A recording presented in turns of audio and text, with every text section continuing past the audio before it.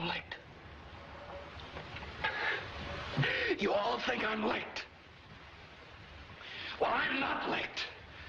And I'm going to stay right here and fight for this lost cause, even if this room gets filled with lies like these. And the Taylors and all their armies come marching into this place. Somebody will listen to me.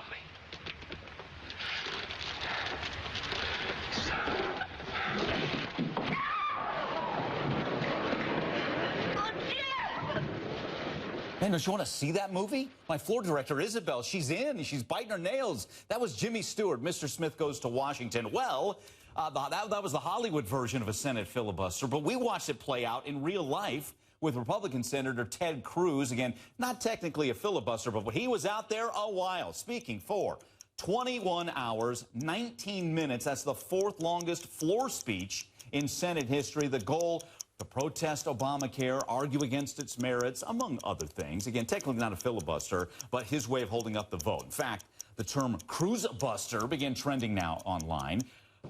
Again, long floor speech, and, you know, okay, not technically a filibuster, but let's talk about the filibuster, because I know it gets you thinking, well, who else has done that? Who else has been out there that long? Well, the term filibuster actually comes from the Dutch word for pirate, and senators who employ the method, they're basically doing that. They're pirating the floor of the Senate to prevent a vote on a bill or kill it altogether. So what are the top 5 longest filibusters in Senate history? Coming in at number 5, Senator William Proxmire from Wisconsin, 1981. Proxmire, worried about the country's rising debt limit, tried to halt the debate about the raising the nation's debt ceiling to $1 trillion.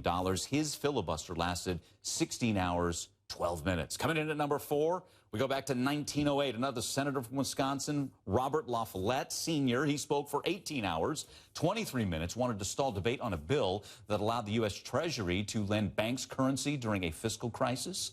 In 1953, Senator Wayne Morse of Oregon spoke for 22 hours, 26 minutes. His was the 3rd longest filibuster in U.S. history, and his big concern was stalling debate on a Tidelands oil bill. 2nd longest filibuster in history goes to Senator Alphonse D'Amato of New York. Back in 1986, D'Amato was livid that a company in his home state was about to lose funding because of an amendment in a bill. So in order to stall it, he spoke for a whopping 23 hours and 30 minutes. And coming in at number 1, Senator Strom Thurmond of South Carolina. Back in 1957, the then Democrat was trying to block the Civil Rights Act from passing. He spoke for 24 hours and 18 minutes. During that time, he read from the Declaration of Independence, the Bill of Rights, George Washington's farewell address. But it's and not just senators from the U.S. Senate making the filibuster list.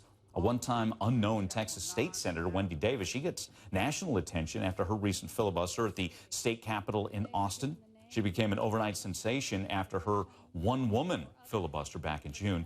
She spoke for 11 hours and 39 minutes to block a bill on new abortion regulations there in Texas. All right, you may be wondering this as well. What are some rules concerning a filibuster? Well, a senator may not leave the floor, no eating, drinking, or even a bathroom break. So how's that possible? Well, Senator Strom Thurmond, as the story goes, had an aide wait in the cloakroom with a bucket in case he needed it.